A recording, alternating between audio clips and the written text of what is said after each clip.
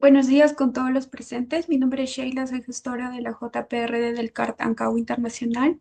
El día de hoy tenemos un webinar programado sobre la ejecución de laudos arbitrales en contrataciones públicas a cargo del doctor Sergio Tafur, quien es abogado por la Universidad de Lima y egresado de la maestría en contrataciones del Estado de la Universidad Peruana de Ciencias Aplicadas. Cuenta con especializaciones en arbitraje en contrataciones con el Estado y Derecho Administrativo por la Pontificia Universidad Católica del Perú. Además, posee experiencia asesorando empresas del sector público y privado, con énfasis en resolución de controversias, gestión de reclamaciones en contratos FIDIC y en contratos NEC 3, opción F.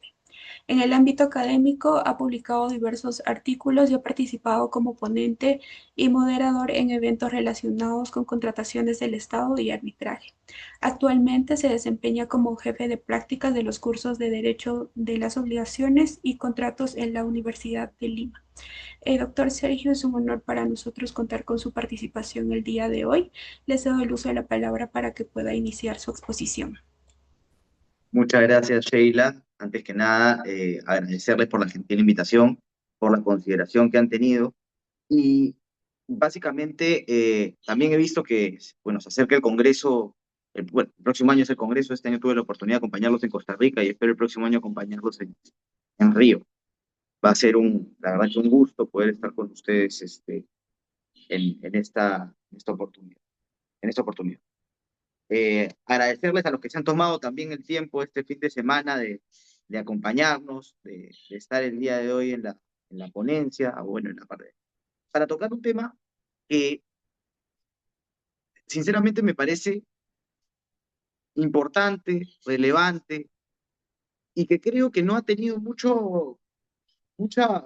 modificación o variación con la nueva ley, la Ley General de Compras Públicas de 32069. Creo yo que hay un tema acá en la ejecución de laudos arbitrales contra el Estado y especialmente, o bueno, en contrataciones públicas que merece un comentario. Desde la experiencia profesional, yo he podido advertir, siendo parte del privado y del público, una seria falencias en este mecanismo. Porque claro, y el Estado nos invita a la fiesta, citando un poco al profesor Bullard, cuando habla de quienes no están invitados a la fiesta, en un artículo que habla de arbitraje, nos invita a la fiesta del arbitraje, pero, pero cuando toca cumplir las consecuencias o ejecutar las consecuencias de esa fiesta, el Estado hace oídos sordos o te dice espérate un ratito. Y por eso pongo esta frase que me llama mucho la atención. El fin de todo o el inicio de una historia sin fin. ¿Y por qué digo el fin de todo? Porque al final el arbitraje es un procedimiento.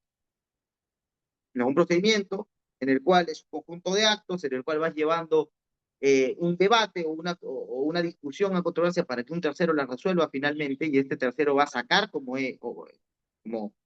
como consecuencia de ese procedimiento una decisión. Este tercero, al sacar la decisión, ¿no? Va a tener que dictar un mandato, ¿no? Que se va a tener que ejecutar por las partes que decidieron ir al arbitraje. Pero muchas veces, una de las partes, mayormente el Estado, cuando pierde, le dice, no, todavía hay un paso más que dar, y es, tienes que iniciar tu proceso de ejecución. Y claro, cuando uno cree que ya llegó a su meta, que es decir, oye, tienes razón, después del tienes razón, viene ok, ¿y cómo cobro? ¿No? ¿Quién me va a dar la plata? ¿Cómo voy a lograr lo que quiero? Porque al final yo no quiero un papel, yo quiero que me paguen. Entonces, acá hay algunos temas que merecen una discusión. No solamente para centrar el tema en que existe una falencia en la norma, sino que también existe una falencia en las personas, en los actores que interpretan la norma, ya sea como parte, entiendas, del Estado, como organismos resolutores, el Poder Judicial, e incluso como todo el sistema, porque el sistema también tiene una serie de falencias que demuestran y este es un tema que estoy tocando en mi tesis de maestría, ¿no? Que demuestra una disparidad en la relación Estado-contratista cuando vamos a un arbitraje en contratación pública, y que termina inclinando la balanza siempre a favor del Estado. Entonces, pasamos a la siguiente diapositiva. Para poder tocar este tema, tenemos que hacer un breve preámbulo. Un preámbulo en el cual vamos a hablar de qué es el laudo arbitral, qué es la anulación del laudo arbitral y cómo es que el Estado actúa frente a esa anulación, para después hablar ya de cómo es que este proceso de laudo, anulación, ejecución, puede ser llevado a un extremo tan perjudicial que puede llevarnos a no cobrar la deuda, tener deudas incobrables, o finalmente que nuestro reclamo lo terminen cobrando nuestros herederos. O sea, un tema así de claro. Y yo les voy a explicar un poco por qué hablo de los herederos, porque al final, eh, como ustedes sabrán, como ustedes sabrán, existe otro Sergio Tafur en el mundo arbitral y en contrataciones con el Estado, el señor es mi padre, y él también ve arbitraje en contrataciones públicas. Y yo cuando he tenido la oportunidad de trabajar con él en algún momento, hemos visto que hay procesos que tienen años. De cuando yo estaba en el colegio, y me refiero cuando yo estaba en el colegio de hace 20 años, 25 años, y todavía no se cobra. Entonces, a lo que voy con eso es que el lado arbitral y el arbitraje, en efecto, el arbitraje en sí es un mecanismo de solución de controversias eficiente, porque claro, resuelve el problema de forma rápida, en principio. Pueden haber arbitrajes que demoren más o menos, pero en comparación al sistema judicial es mucho más eficiente. Sin embargo, el problema viene cuando tienes que ejecutar esa decisión. Recordemos que el arbitraje, ¿no? Muchas veces es cuestionado porque dicen que no tiene la coertio, es decir, que el tribunal arbitral no te puede obligar a cumplir con la decisión judicial, con la decisión arbitral, y es que no recurres al mandato judicial. Es decir, si no solicitas la colaboración, un tema que vamos a tocar a lo largo de la diapositiva. Entonces, para explicar todo ese contexto y por qué es que estamos en la situación en la que tenemos hoy, yo quiero comenzar hablándoles del laudo arbitral. ¿Qué es el laudo arbitral? Bueno, Caivano nos dice que es una decisión de los árbitros que pone fin al litigio, resolviendo la controversia que hay entre las partes, ¿no? Y a las que ellas se han sometido y ante las cuales ellas se han sometido para una decisión vinculante. Entonces, básicamente, el laudo arbitral es una decisión final de un tribunal arbitral. Como sabemos, el Estado, desde hace ya muchos años, yo diría que desde hace 30 años, nos viene diciendo que el arbitraje, el mecanismo de solución de controversias por antonomasia, por excelencia, es el arbitraje. Y renunció así al Poder Judicial como mecanismo de solución de controversias. Entonces, hoy en día, uno de los mecanismos de solución de controversias, más allá de la JPRD la conciliación, es el arbitraje. Que de hecho, creo yo, hoy en día es el más usado, hasta la fecha. Entonces, ¿qué tenemos de ello? El lado arbitral es la decisión del tribunal arbitral. O sea, la resolución que pone fin al conflicto sometido entre las partes. Y ese conflicto, al final, esa resolución, ese laudo arbitral, es un símil a lo que vendría a ser una sentencia judicial. ¿Ok? Entonces, ¿qué es laudo arbitral? También merece una mención. Porque el laudo arbitral puede ser un laudo total, que pone fin a la controversia, o un laudo parcial. Es decir, que el tribunal arbitral en este conflicto haya decidido que la controversia se va a resolver en dos partes. Un laudo que se emite en una primera parte en el arbitraje y después tenemos otro laudo final. Ambos son pasibles de anulación, ambos son pasibles de una mención especial. ¿Pero a qué quiero llegar con esto? es importante delimitar qué es el laudo para poder saber qué vamos a ejecutar y qué es lo que la parte va a anular y qué es lo que la parte va a querer ejecutar. Ya sabemos entonces que el laudo arbitral es la decisión final del tribunal arbitral que pone fin al conflicto. ¿Ok? Pasamos a la siguiente, por favor.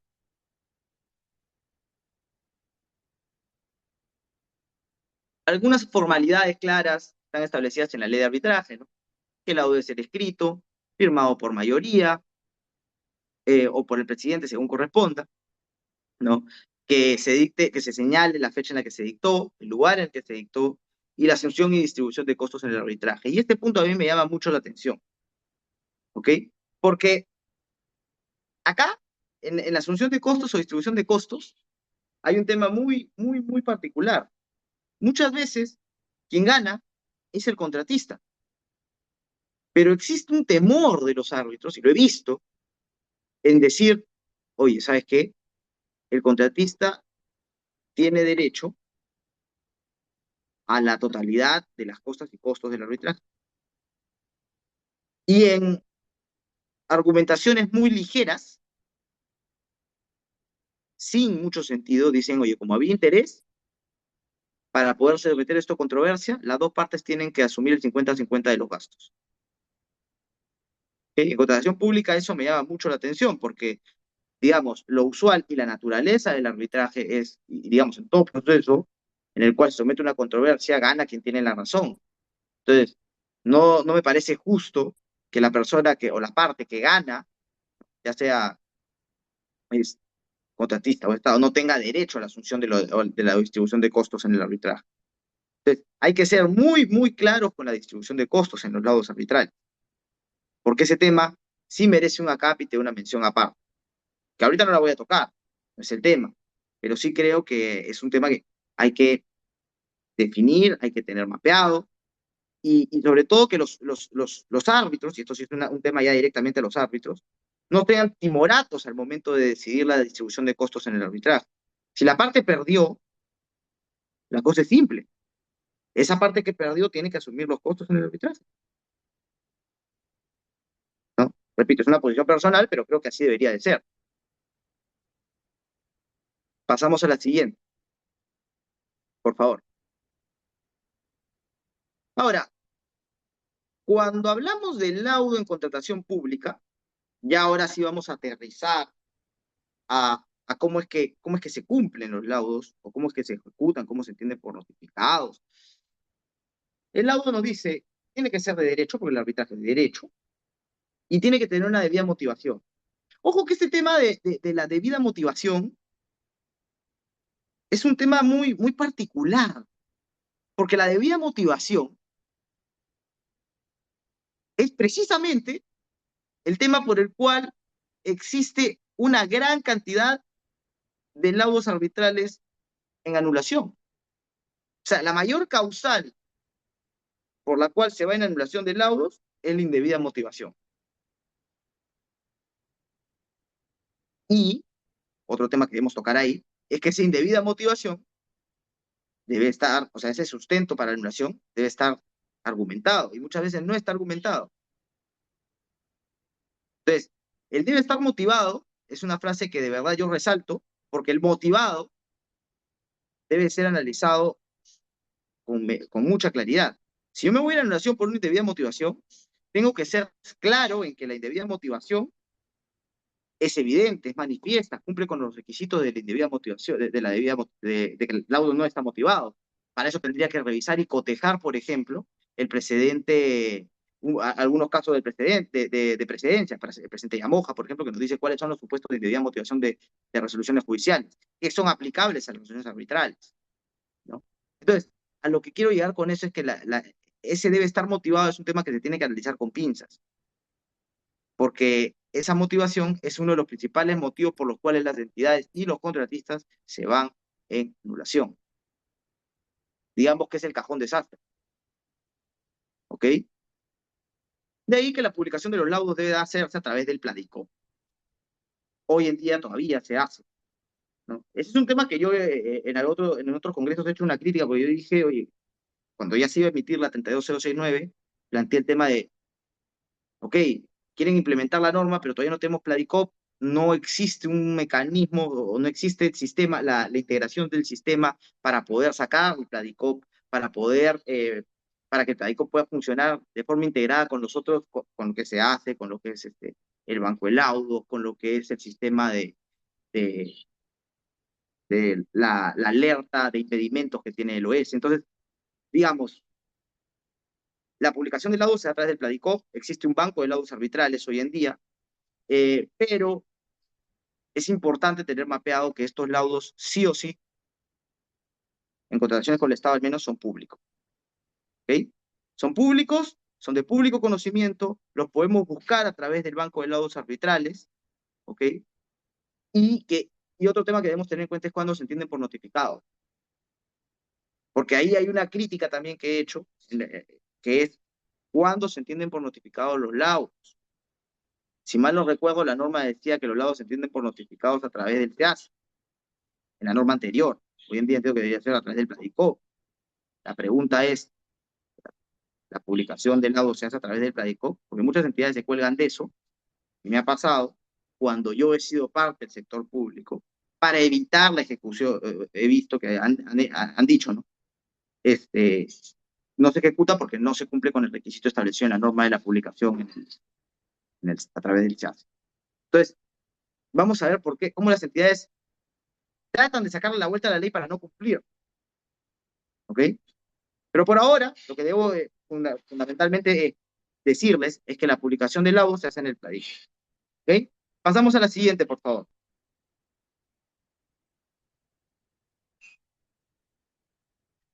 ¿Qué nos dice hoy en día el artículo 344 de la ley de contrataciones públicas y el reglamento?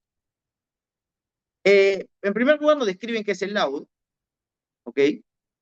Y nos dicen que el laudo, cuando reconoce el pago a un contratista como resultado de un proceso arbitral, ¿no? Este pago se hace cuando sea reconocido en la oportunidad que se estableció en el laudo o como máximo antes de la liquidación o conclusión del contrato, salvo que el proceso arbitral concluya con posterioridad. Para efectuar el pago ordenado de ser arbitral, las entidades contratadas deben considerar las disposiciones de la normativa de la materia. Y este es un tema que a mí me parece interesante, ¿no? Porque te dice, oye, te estoy estableciendo que ya tienes una fecha límite para cumplir con el pago. Ya te dije, ya te puse un candado, tú tienes que cumplir hasta que se liquide o concluya el contrato. Con eso yo podría irme a pelear y decir ante la entidad, oye, por si acaso tú tienes una fecha o un deadline para cumplir con eso.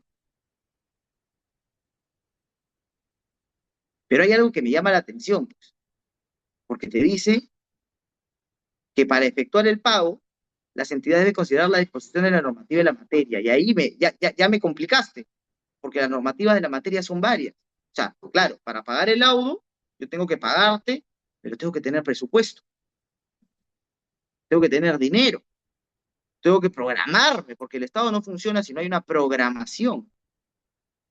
Todos los que estamos acá sabemos, conocemos cómo funciona el Estado y cómo se programa. Entonces, este tema es un tema que sí creo merece una discusión, y eso es lo que voy a acotar hoy en día, ¿no? ¿Cómo es que este numeral, este artículo, debe ser interpretado? ¿Cómo lo vienen interpretando las entidades? ¿Cómo es que vienen tratando de sacarle la vuelta a la norma? ¿Y cómo es que podemos actuar? ¿Y qué es lo bueno, lo malo y lo feo que debemos tener en cuenta? ¿Ok?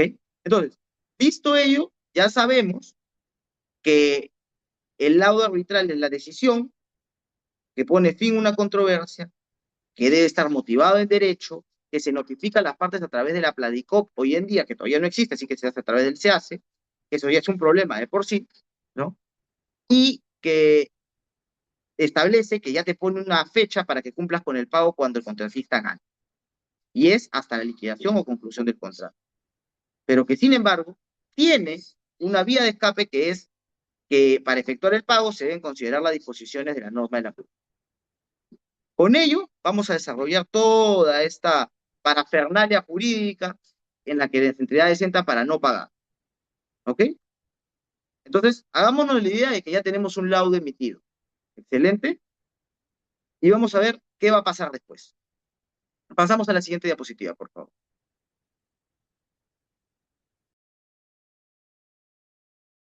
Ok. Entonces, cuando tenemos un laudo, la parte puede recurrir en apoyo judicial. ¿Ok? Entonces, si las partes recurren en apoyo judicial, ¿ok? Lo que vamos a buscar va a ser que se logre la ejecución del laudo arbitral. Porque puede ser, salvo que el tribunal arbitral tenga una disposición de ejecución por acuerdo entre las partes, no sé, el laudo no se va a poder lograr ejecutar de no ser porque se cuente con el apoyo o colaboración a través de la cobertura del sistema judicial. Y esta cooperación es esencial para la ejecución de un laudo. ¿Ok? El sistema peruano facilita y reconoce la ejecución de laudos arbitrales, no solo de laudos arbitrales dictados a nivel nacional, sino también a nivel internacional, a través del procedimiento de reconocimiento de laudos y sentencias internacionales. Y eso se lleva a través de un procedimiento de exequatur. Y después se ejecuta como si fuera un laudo nacional. ¿Ok? Pero para eso se deben establecer parámetros. Y esos parámetros establecen un límite y respeto a la autonomía del proceso arbitral. Es decir, el Poder Judicial no se va a meter a cuestionar el fondo de la decisión emitida en el laudo. Lo que va a cuestionar el Poder Judicial va a ser la forma, aspectos formales establecidos en el artículo 63, si mal no recuerdo, de la ley de arbitraje. Y cuando hablamos del cuestionamiento, si es que hubiera, porque podríamos pedir la cooperación judicial para dos cosas, ¿no? Si la parte vencida pide el soporte judicial, lo va a hacer a través de un recurso de anulación. En cambio, si la parte que gana lo pide, va a ser para la medida de ejecución. ¿Ok? Pasamos a la siguiente diapositiva. Entonces, ¿qué pasa? Si la parte vencida pide la anulación del laudo, que muchas veces, y no lo quiero pintar así, pero la mayoría de los casos, porque así sucede, es que es el Estado quien pierde. Y es el Estado quien pide la anulación. No digo que sea siempre, porque he visto casos en los cuales también contratistas se han ido en anulación, pero en la mayoría de casos es el Estado que se ve en anulación. Y eso tiene algunos matices de por qué pasa eso. ¿Ok? En primer lugar, porque la anulación del laudo, ¿ok? Es una vía de impugnación a través de la cual se cuestiona la validez del laudo arbitral emitido, ¿no? Y lo que se busca es que los jueces se pronuncien respecto a si el laudo arbitral ha sido emitido respetando los criterios o requisitos mínimos para la emisión de un laudo arbitral. En contratación pública, y esto es muy interesante, se necesita la autorización del titular de la entidad sobre la base de un análisis costo-beneficio bajo responsabilidad funcional. ¿Qué significa eso?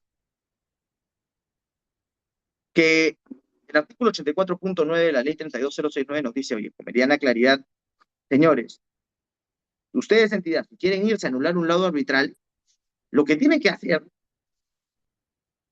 es sustentar por qué es que se están yendo. Porque eso va a comportar un gasto para el Estado de tiempo, de horas hombre, si fuera necesario de tasa, pero siempre es un gasto. Entonces, todo eso lo tienen que sustentar. Y el titular ve si lo aprueba o no lo aprueba. La pregunta es, ¿cuántos de esos análisis costo-beneficio bajo responsabilidad funcional realizados por funcionarios existen? ¿Y cuántos de esos tienen una motivación medianamente razonable para ir en anulación? Eso merece una mención en especial, porque muchas veces, ya lo digo con conocimiento de causa, el tema es muy simple. Emíteme un sustento para decirme que nos vamos en anulación y el sustento son 3 líneas, ¿ok? En un informe de media cara, en la que te dicen, oye, me voy a la anulación porque esto comporta un gasto para el Estado. Pero efectivamente comporta un gasto para el Estado porque has perdido, porque no has cumplido tus obligaciones contractuales. Entonces, al final, ese análisis costo-beneficio tiene que tener una sustentación coherente, no es que vamos, no es un tema baladí eso, porque al final no solamente es que el Estado pierde, o sea, no solamente que la parte pierde dinero, sino que el Estado también. ¿Por qué? Porque eso va a sumar intereses. O sea, si tú tienes una decisión que no cumples, esa decisión va a generar intereses que el Estado va a tener que pagar. Entonces, la anulación es una vía que se viene usando para no cumplirla.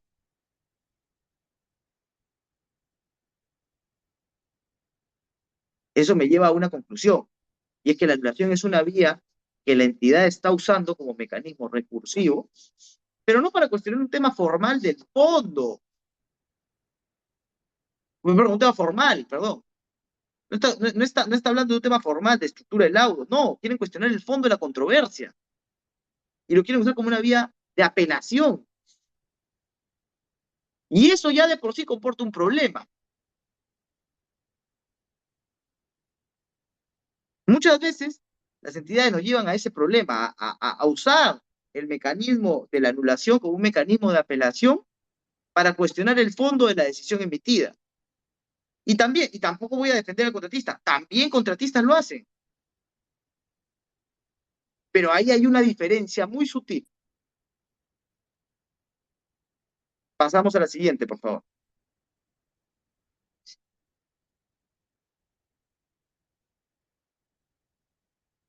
Y es esta, que existe una disparidad.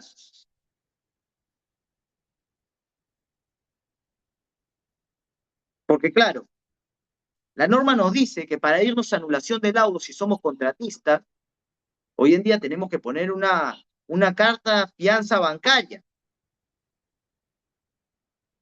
solidaria, incondicionada, irrevocable, realización automática. Entonces, yo no trato de decir que el contratista es el bueno de la película, pero lo que sí tengo que establecer y dejar en claro es que para el Estado, claro, el Estado te va a pedir solamente un informe de costo-beneficio bajo responsabilidad. Pero para el contratista, si quiere anulación, sí tiene que pensársela 3 veces antes de hacer, porque va a tener que meter una carta fianza por el 25% de la suma que ordene pagar el laudo o por el 3% del monto del contrato original. Entonces, si al Estado le basta solo un informe, que al final va a poder girar contra el funcionario y cobrarle su plata, porque el Estado podría hacer eso por responsabilidad funcional, pero al contratista sí le va a cobrar. Entonces, ¿por qué solo el contratista tiene que poner una carta fianza?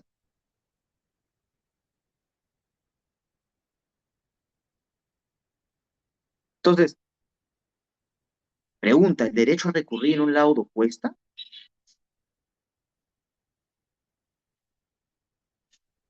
Porque eso sí es un cuestionamiento que sí me llama la atención, ¿no? O sea, yo contratista tengo que ir a cuestionar un laudo arbitral porque no se ha emitido correctamente.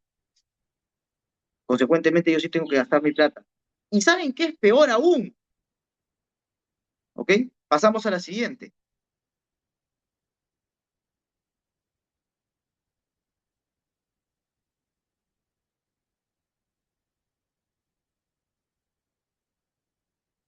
Y cito a Ricardo Gandolfo, ¿no? Que si el recurso es desestimado, se le entrega la fianza a la entidad para que la ejecute y tenga un ingreso adicional que es injusto e inesperado. Y claro, lo digo así, injusto e inesperado, porque, a ver, la entidad se puede ir a la acción cuando quiere, pero el contratista tiene que costearle su plata, y si por algo de motivos no le fue bien en la anulación, va a tener que pagarle a la entidad con la fianza. Entonces el contratista se queda por usar un derecho que le corresponde, se va a quedar defalcado con un desmejoramiento de su posición financiera frente a las entidades bancarias, con una carta fianza ejecutada. Y yo no digo, pobrecito contratista, pero lo que trato de decir, y ese es el tema que sostengo, como le dije, estoy sosteniendo mi tesis de maestría, que haya un determinado de paridad. No puede ser que al Estado no le cobren para ir a cuestionar decisiones exacerbadamente y el contratista se tenga que pensar 3 o 4 veces irse a una anulación y que cuando pierda le quiten todo su dinero. Porque eso genera un marco de disparidad y un marco de, digamos, eh, normas, podríamos decir, normas o facultades exorbitantes. ¿Ok? Entonces, ¿qué quiero decir con eso? Tenemos un laudo, llegamos y nos dan la razón siendo contratistas, supongamos. ¿Qué va a pasar? Bueno, lo más probable es que el Estado, como no le van a cobrar, se va a ir en anulación y va a tratar de plantearlo como una vía recursiva. Y nos va a decir, oye, ¿sabes qué? Yo tengo mi facultad para irme en anulación a través de un informe, que acá tengo el papel emitido y firmado por el funcionario competente. No me cuesta, voy a cuestionar todos los arbitrajes en los que pueda, ¿ok? Y además te voy a sumar un plazo de 1 año y medio, 2 años para ir, no sé, para irnos en discusión por este proceso de anulación. Porque como sabemos, los procesos judiciales en Perú demoran y basta. Entonces el proceso de anulación se va a demorar, vamos a ver qué pasa, y después ellos pierden, ¿no? Supongamos que pierden la anulación, el Estado pierde la anulación. Y dijiste, ok, te gané el arbitraje, te ganó la anulación, ya, ya no tienes razón, págame, págame, ya no hay más. Entonces pasamos a la siguiente, por favor.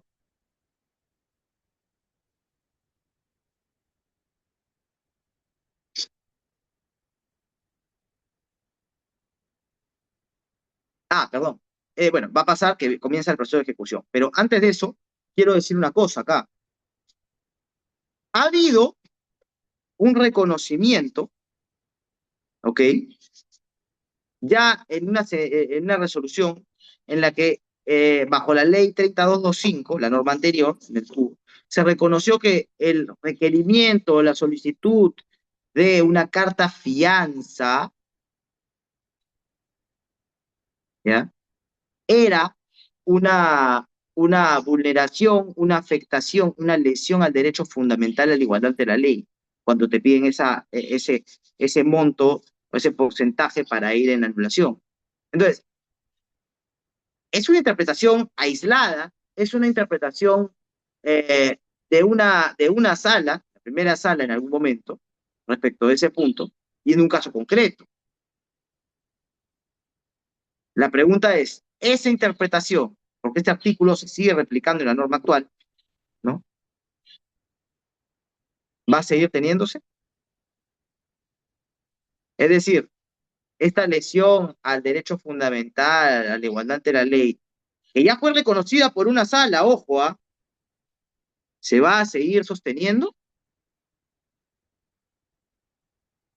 Este tema para mí merece una mención especial, porque ya ha habido una sala comercial que ha reconocido que efectivamente el hecho de pedir ese 3% del monto del contrato para irse en anulación es un aspecto trascendental que reconoce la diferencia con el Estado contratista y nos dice, ¿sabes qué? Los dos deberían ser iguales.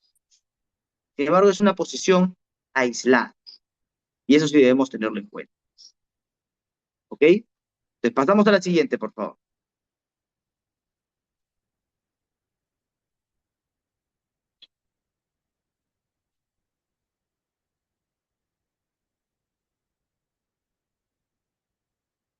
Ok. Ahora, ¿qué pasa? ¿No? Cuando el Estado va a anulación, ¿ok? Cuando el Estado va a anulación, no pueden pasar dos cosas. Que el Estado declare nulo el laudo arbitral, como tenemos acá una sentencia en el caso Olivercon, en el cual sí efectivamente nos dicen, ¿sabes qué? La decisión emitida en el laudo arbitral es nula por defectos en motivación, por lo cual, como les dije, motivación casi siempre, ¿no? Este, por lo cual se queda claro que existe acá una causal de nulidad del laudo, nulo el laudo, o que nos digan, oye, Estado, por si acaso, ten en cuenta que tú no puedes recurrir todo a anulación del laudo arbitral. No puedes plantear o sea, todos tus temas a anulación por una cosa muy simple, ¿no? Al final, ¿no? Lo que tú tienes que cuestionar son temas formales. Yo no puedo cuestionar el fondo de la controversia a través de tu anulación. Entonces, el Estado puede o tener una resolución favorable o tener una resolución desfavorable para su anulación. ¿Qué es lo que más sucede? Que los recursos de anulación que el Estado plantea sean declarados infundados, improcedentes, o sea, que sean rechazados. ¿Y por qué? Porque muchas veces el Estado, como no tiene ese candado para poder decir que es, digamos, esa garantía para poder ir a anulación, recurre todo en anulación. Y en ese recurrir todo en anulación, mete perro pericote y gato y mete todo. Todas sus decisiones se van en anulación porque es parte de un pensamiento sistemático de las entidades, que todo se ve en anulación, todo se dilata para nunca pagar o para pagar lo más tarde posible, ¿no? Sin embargo, el contratista tiene que poner su candado, tiene su candado de, si quieres anular, tienes que considerar que tienes un 3%, un 25%, y si pierdes, se va a quedar la entidad con eso. Y eso sí hay que tocarlo con pinzas. Existen decisiones aisladas, como les he dicho, ¿no? De la primera sala civil comercial que en su momento dijo, oye, ¿sabes qué? Esto es una disparidad. Hay una desigualdad ante la ley y es un derecho constitucional que tú tengas que recurrir y no se te que exigir el 3% para poder ir a cuestionar una decisión. Pero eso es un caso aislado, no es lo usual. ¿Ok? Entonces, bajo ese tenor, a lo que nos lleva es, cuando el Estado va a recurrir, el Estado puede o ganar o perder. Y cuando pierde, muchas veces es porque pretenden cuestionar el fondo de la controversia a través de una vía recursiva destinada a discutir cuestiones formales establecidas en la ley de arbitraje. ¿Ok? Entonces, consecuentemente, si ganas el lado arbitral, si ganas la anulación del lado arbitral, pasamos a la siguiente diapositiva.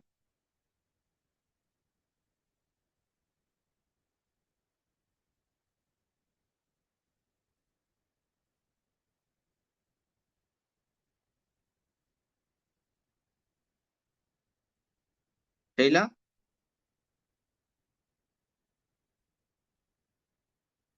sí, ok. Si pasamos, si ganas el lado arbitral, lo que si ganas la anulación del lado arbitral, tus consecuencias pueden ser tres, que vamos a ver después.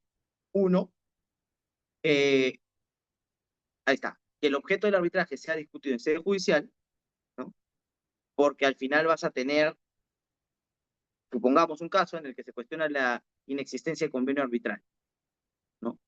Si se anula un laudo, lo cual en cotaciones públicas sí es difícil que pase, pero si se gana un laudo, como consecuencia en corolario general, si gana un laudo podrías discutir el arbitraje en sede judicial, porque tienes una inexistencia de convenio y te vas a ir. En el caso que sea contra el Estado, ¿qué va a pasar? Se debe reiniciar el arbitraje en el momento que ocurrió la causal de anulación. Porque ¿qué pasa si tenemos una anulación de laudo eh, respecto a un aspecto, no, respecto a un punto que se cuestiona una sola parte? puede ser una anulación total o parcial, y puede ser una anulación que nos retrotraiga a un primer momento, a un punto. Ocurrió la causal de anulación porque no se respetó la objeción de un medio probatorio. Se reinicia el laudo arbitral, se reinicia hasta ese momento. Se reinicia el arbitraje desde ese momento en adelante. Se reinician las actuaciones arbitrales desde ese momento en adelante.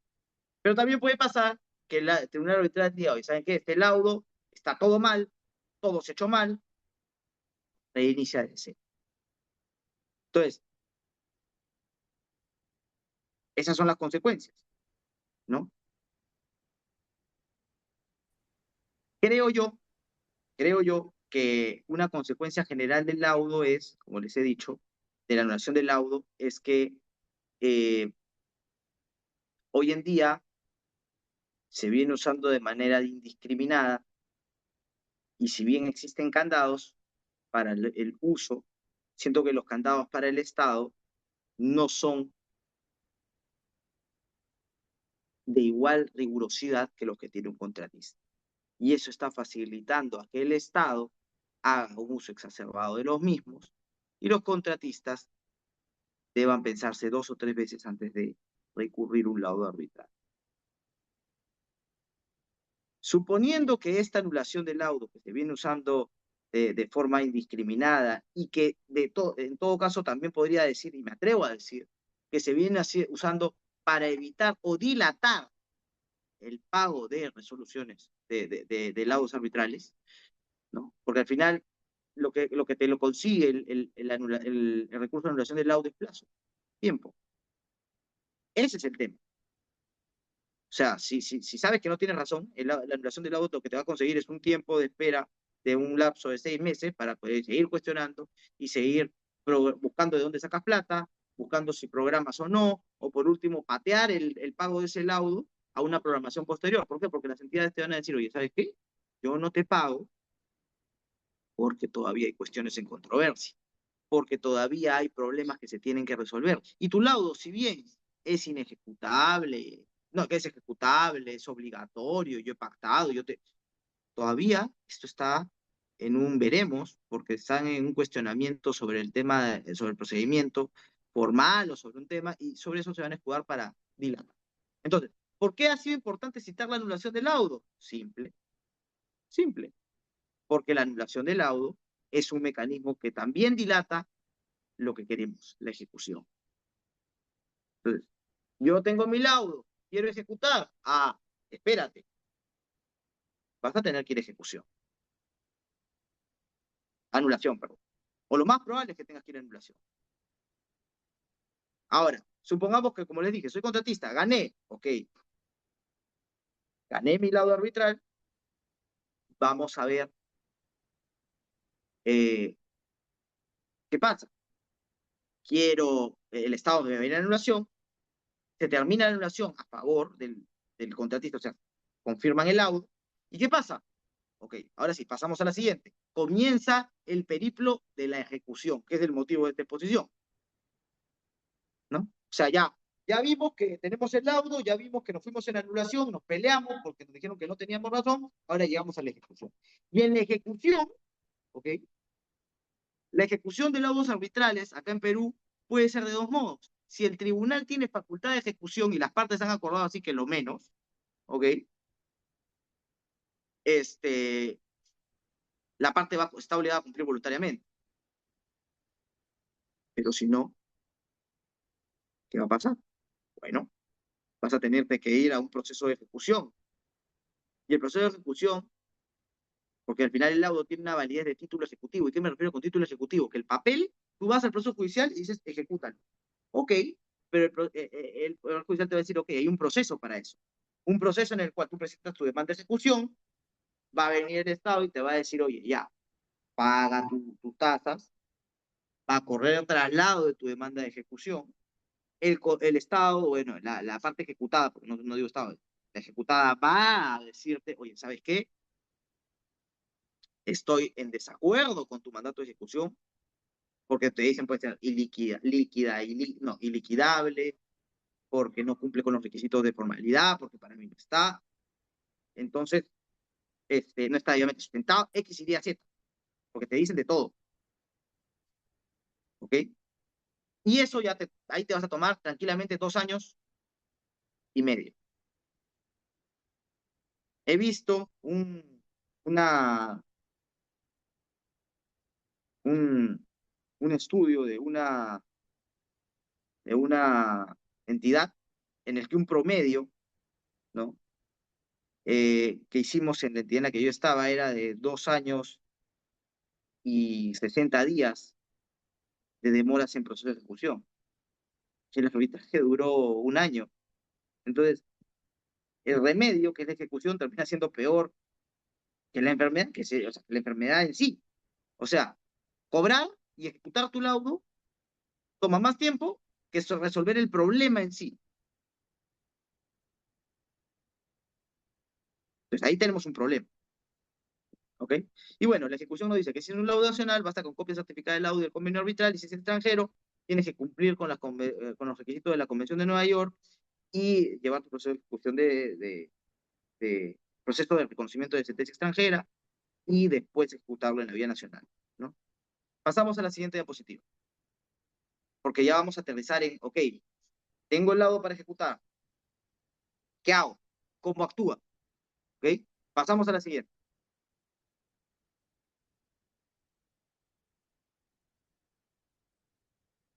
Sí, pasamos a la siguiente, porque ahí tenemos claro que el laudo es definitivo, inapelable y obligatorio, ok. Entonces, esta diapositiva sí me importa bastante, porque te dice, ok, si estábamos frente a, no, la anterior,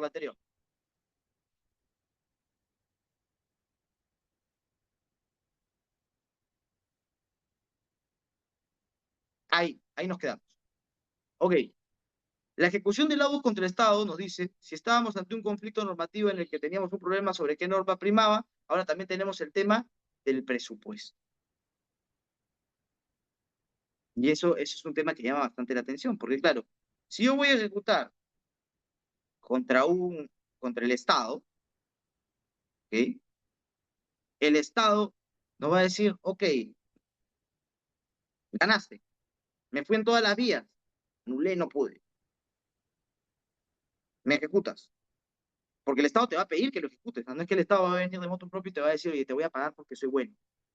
No, no, no, así no funciona. ¿Por qué?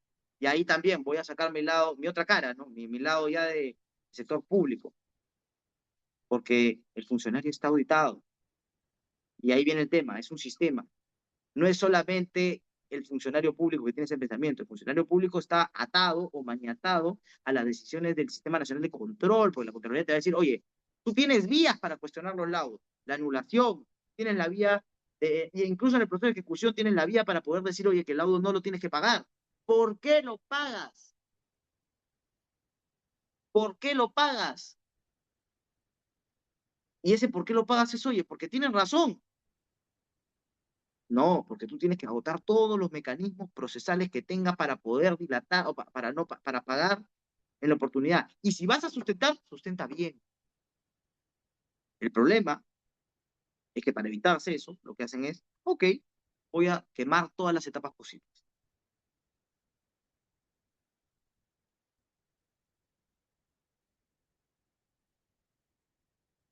Entonces, ahora acabamos esto y voy a proceder con responder esas preguntas que me llaman la atención. Porque justamente ese tema que acabo de ver, acaba de saltarme la pregunta que me parece muy interesante, ¿ok?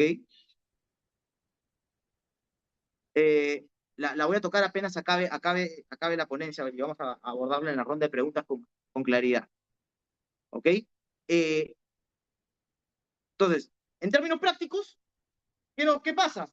Llegamos, queremos ejecutar frente al Estado y es muy probable que el proceso te dure 8 años. ¿No? Si el Estado te debe, es probable que el proceso te demore 8 años. Cuando yo estaba en la entidad, yo vi 2 años 60 días. Pero cuando yo he estado en el privado, he visto procesos que demoran 10 años de ejecución. Y con esto ya es un tema irónico, ¿no? Como les comenté, mi padre es árbitro, también tiene experiencia en contrataciones con el Estado. Eh, Cuando yo comencé el colegio, cuando yo estaba en quinto grado de primaria, allá por el año 2004-2005, él llevó a cabo un arbitraje, lo ganó,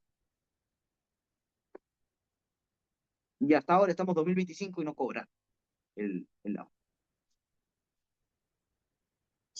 O sea, 20 años, ya tengo maestría, ya soy abogado, tengo maestría, y probablemente en los próximos 5 o 10 años más tampoco lo cobre.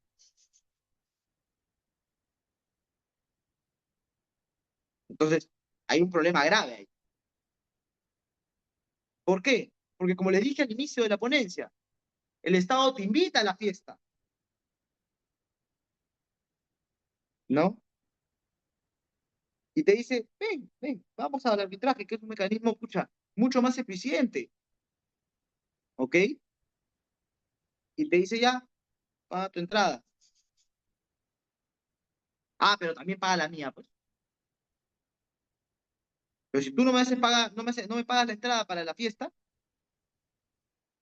nunca más vas a poder, este, ejecutar. ¿Y a qué quiero decir con esto? El Estado te invita al arbitraje. El Estado te invita a que hagas eso. Pero cuando tú quieras, cuando tú le vayas a reclamar a ti, a el Estado, oye, por si acaso cumple con las obligaciones, cumple con lo que te estoy diciendo, cumple con lo que tú has acordado, se va a hacer el loco. Cuando le toque asumir al Estado los costos de su responsabilidad, cuando le toque asumir los costos de la fiesta, el Estado te va a decir, no, no lo voy a hacer. Y me voy a tomar el tiempo que a mí, entre comillas, a la gana, para hacer, para ejecutar. Entonces, así no funcionan las cosas. Si tú me pones las reglas y tú me dices que este mecanismo es más célere, haz que sea más célere. Coopera conmigo, colabora conmigo para lograr los objetivos que ambos queremos. Porque el tema no es que yo me rajo, me banco todo y tú, bien, gracias, te quedas ahí sentado y despanzurrado hasta que por algún motivo venga el Poder Judicial y te diga ejecuta o te embargo. Porque ahí viene el tema. Ya, llegamos a cobrar el laudo arbitral. ¿Cómo lo.? No, llegamos al proceso de discusión del laudo arbitral. Iniciamos el proceso de discusión del laudo. El Estado no quiere asumir, ya se opuso. Y llega la, la resolución. Porque acá la resolución que te dice paga. Y el Estado no cumple. ¿Y de qué se va a acordar el Estado? Mayormente lo hacen del tema del presupuesto para pagar laudos arbitrales. Te dicen, yo tengo a través de la 27584, la 32127, tengo la prerrogativa para prorratear mis pagos en un plazo de 5 años. ¿Ok?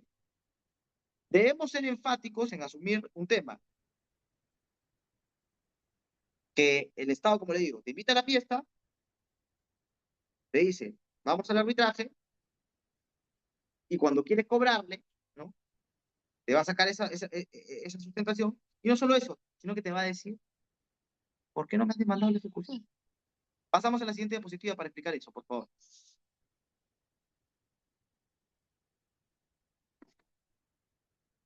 En este caso, ¿ok? El Estado se colgó de dos temas. Y miren quién ha sido el demandado, ¿ah? Ya, ha sido el Ministerio Público, caso que vimos en el estudio. El principal defensor del cumplimiento de las obligaciones judiciales, arbitrales y demás, porque hay incluso un mandato penal que te dice que tú estás obligado a cumplir las decisiones, o el 390 te dice, ¿no? Que los funcionarios hay delitos si no cumplen con el pago de obligaciones judiciales o con el pago de obligaciones. El 390, si no me equivoco, permítame un segundo, por favor. Eh, quiero leerlo. El 390, retardo injustificado del pago. El funcionario servidor público que, teniendo fondos expeditos de modo injustificadamente un pago ordinario decretado, será reprimido con pena privativa de libertad no mayor de 2 años. O sea, el 390 nos dice eso. El Código Penal lo establece. Y el Ministerio Público, que digamos es el titular de la acción penal, en este caso, vino y nos dijo, señores, tienen un laudo arbitral a su favor. ¿Por qué no han iniciado su proceso de ejecución? Pero si tenemos un laudo arbitral que te obliga a pagar y la ley te dice que es un laudo obligatorio, ¿por qué no pagas? Ah, porque no has iniciado tu proceso de ejecución. Yo podría ir frente a eso al Ministerio Público y decir que inicien una demanda contra sí mismos por el tema de incumplimiento, rehusamiento de pago. A mí me parece lógico.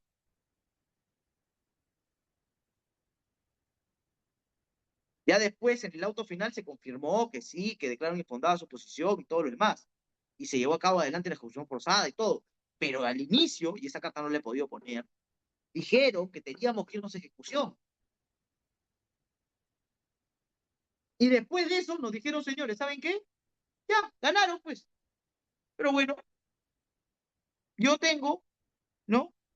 La ley que me dice que me permite priorizar. Y como yo puedo priorizar, yo decido priorizar sobre la base de presupuestos aprobados entre los 5 años de los fiscales subsiguientes. Entonces, de acá a 5 años yo te voy a pagar de manera prorrateada. ¿Por qué? Porque el pago de laudos arbitrales están en la posición 5. Y ahí debemos ver si es que qué tan cierto es eso.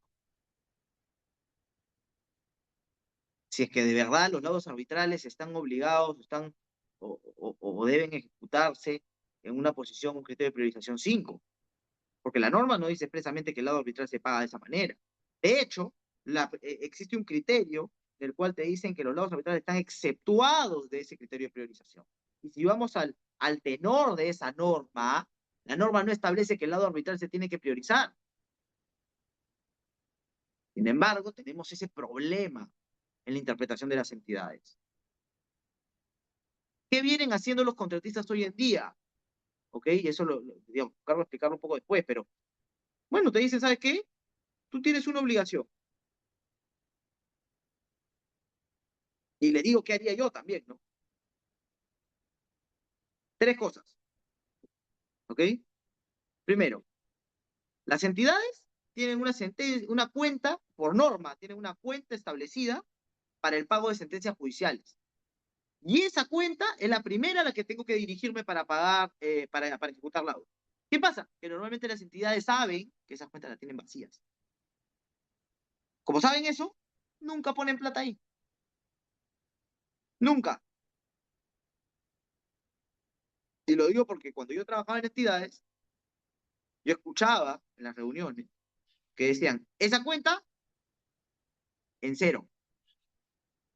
La paran de cabeza y no van a sacar ni un sol.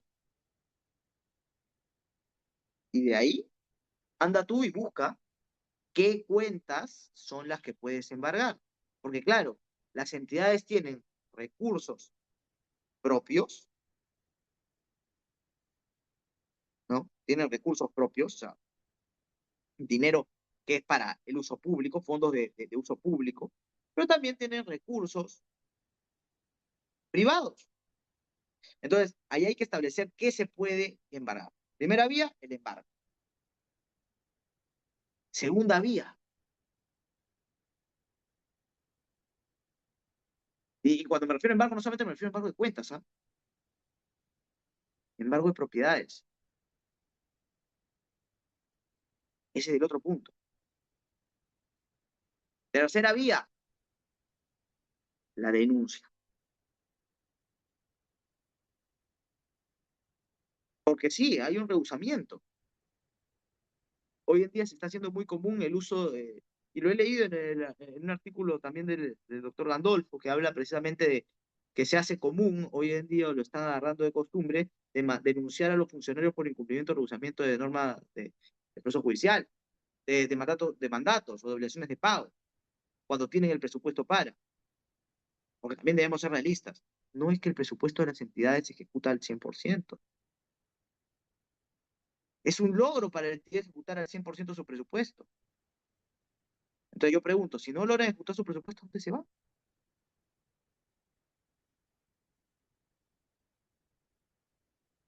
Tenemos que tener atención a eso, ¿no? Entonces, ¿qué pasa después? Bueno, la entidad me va a pedir que ejecute el laudo y de ahí se va a escudar en el tema de la priorización. Entonces, ¿qué, qué hacen o cómo actúan, ¿no? O cómo, qué es lo que debería pasar en un mundo ideal? ¿Qué es lo que debería pasar? ¿Ok? ¿Qué es lo que deberíamos buscar? Como le dije, una de las medidas es el embargo. Pasamos a la siguiente diapositiva, Sheila, por favor.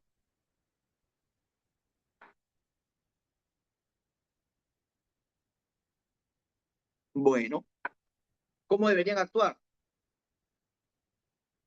Embargos. Te dictan el embargo. Confirmada resolución, con resolución 41 se trabó un embargo hasta por la suma de X millones de soles, ¿ya? ¿No? Contra el contratista. El tema es que en este caso hubo todo un debate, porque se hizo una pericia para identificar cuáles eran los recursos de dominio privado y cuáles eran los recursos de dominio público. Porque ese es el otro cuestionamiento el que pasa cuando dices embargo. Ok, ¿te pueden embargar la cuenta de sentencias judiciales? Sí. ¿Hay plata? Nunca hay plata. Entonces vamos a ver de dónde embargamos. Ok, los jueces se mueren de miedo de establecer cuáles son las cuentas que se pueden embargar de una entidad. Entonces, ¿qué hacen? Ah, van a lo simple. Registro de peritos judiciales. Por favor, contadores públicos, díganme ustedes cuáles son las cuentas de dominio público, cuáles son las cuentas de dominio privado de la municipalidad para que se pueda proceder al embargo. Las que son de dominio público, no las voy a tocar, pero dominio privado, sí. Ok, el perito te saca su decisión. En este caso, porque normalmente es muy difícil que los peritos se compren ese pleito, pero si lo hacen y se arman de valor y sacan esa decisión, ok, vas a lograr algo muy importante, y es decir que al menos el juzgado sepa a dónde tiene que trabarse el embargo. El problema es cuando los jueces, a pesar de eso, y a pesar de que el perito te dice eso, se mueren de miedo de embargar el Estado. Entonces, ¿cómo deberían actuar? Claro, deberían trabar el embargo y deberían buscar las cuentas sobre las cuales recae ese embargo. ¿Cómo deberían? Mundo ideal. ¿Qué pasa después? Pasamos a la siguiente diapositiva. Bueno, te dicen, ¿sabes qué? Nunca emiten decisión sobre el análisis de eso, se demoran 4, 5, 3 años para analizar el informe y te dicen, bueno, dado que han pasado 3 años desde que sacaron esa decisión, tú no vas a poder embargar esa cuenta porque tienes que observar el informe, porque ha pasado mucho tiempo desde que emitieron eso, tienen que volver a hacer. Entonces, tienes 4, 5, 6 años tratando de ejecutar ese, o sea, 4, 5, 6 años desde que se emitió ese informe para volver a ejecutar, para volver a analizar si es que las cuentas son de dominio público o dominio privado. Entonces, ¿a qué estamos apuntalando con esto? Claramente que existe un problema sistemático en la interpretación de los órganos resolutores para toma de decisiones, porque no quieren tener que tomar decisiones frente al Estado. ¿Por qué? Porque el caso se va a hacer mediático.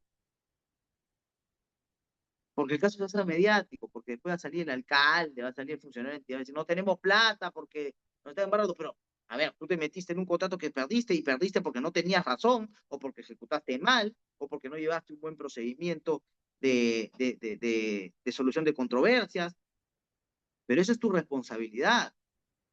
Para que nosotros podamos funcionar como sistema tenemos que ser responsables. Y esa responsabilidad parte de un pensamiento sistemático, desde cero. Es muy difícil poder lograr eso si es que la entidad actúa mal, si es que el sistema de control actúa mal, porque el sistema de control también, o sea, yo no le voy a quitar, o sea, yo no le voy a echar la culpa solo a la entidad, yo le echo la culpa al sistema, porque tenemos a la entidad, pero detrás de la entidad está el Sistema Nacional de Control, que está que le mete presión a los funcionarios públicos de que no ejecuten el presupuesto de manera exacerbada o de manera correcta, bueno, exacerbada pero correcta, ¿no? No ejecuten el presupuesto o que agoten todas las vías para cuestionar resoluciones cuando no hay razón. bajo responsabilidad. Entonces, no es un tema solamente, y esto yo he tenido o sea, yo sí me he parado en el auditorio de la Contraloría a explicarles eso. Este año tuve una participación en el auditorio de la Contraloría justamente para sustentar, oye, no podemos abusar de facultades discrecionales de control, de abuso. Porque así como tengo o sea, hay que tener, yo creo que en la contratación pública es un tema de tener valor y valentía para poder decirle, oye, ¿sabes qué? Estado, lo estás haciendo mal. Oye, ¿sabes qué? Contratista, lo estás haciendo mal, ¿no? Pero también, oye, Sistema Nacional de Control, lo estás haciendo mal. Entonces, hay que saber manejar esta situación y saber que las autoridades hoy en día no están fallando o no están interpretando la norma correctamente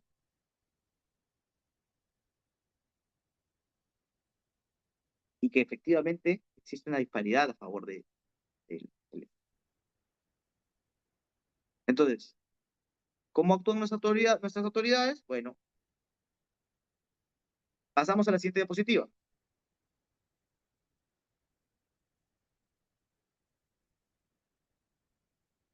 Y con esto concluyo, ¿no?